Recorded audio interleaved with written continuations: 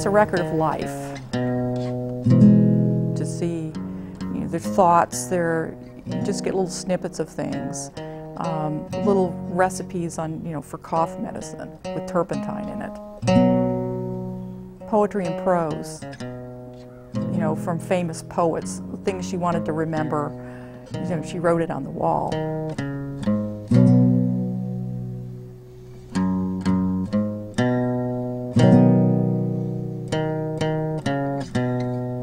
Well, they came here in 1854. They left their home in Camden, South Carolina. They had experienced 4 successive crop failures due to flooding. To obey is better than sacrifice, and to hearken than the fat of rams. 1 Samuel 15:22. The house is based on design of Thomas's father's house in Camden. It was built by enslaved craftsmen.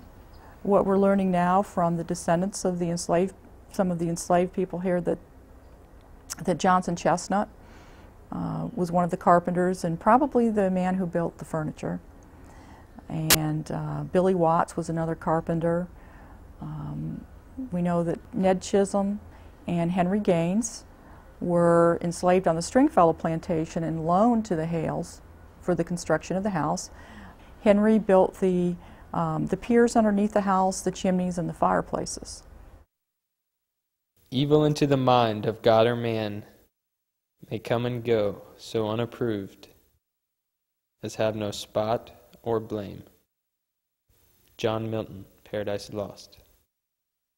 The oldest dated writing that I found was upstairs in what we call the trunk room, where they would have stored these big trunks.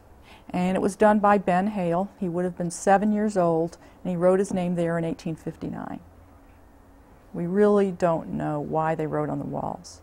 I've seen some homes where they have little graffiti or little writings, especially if they were used for hospitals during the Civil War. You find just little bits. But this is over 12,500 words on the walls of the house, even in the closets. We've had speculation that maybe it was for lack of paper, but then again, that doesn't explain why Serena wrote about a freeze that destroyed the oranges in January of 1886, and then she wrote about it in her journal. So she had paper in her journal. Peace on Earth, Goodwill Towards Evans Hale, January 18th, 1903. Thomas Jr. came home before Christmas, and he had a cold, and he went to sleep on the settee in front of the fireplace in the parlor, and Serena went to talk to him the next morning, and he had gotten worse, and he'd been up all night, didn't sleep. Well, he got progressively worse, and then he died December 29th, 1885. And so just from reading the journal, it was one of the most heart-wrenching entries.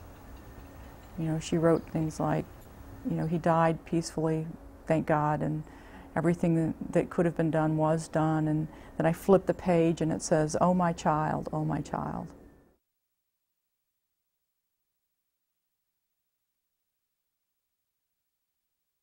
Leontine L. Hale and Walter K. Hale, April 20th, 1887.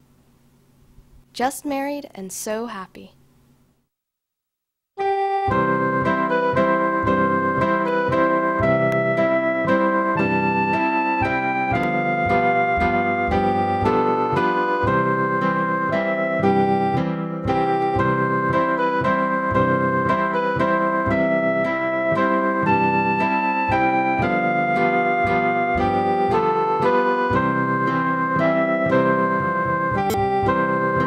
Evans was the 14th child, and he inherited the property.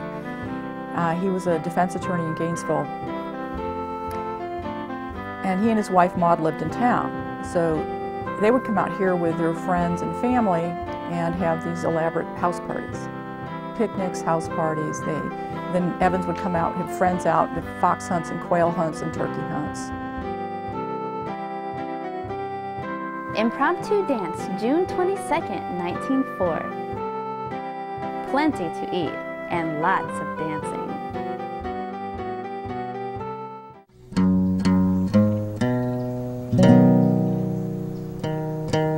this house had a lot of happy times in it, and there was sadness, but you really feel like you're stepping back in time.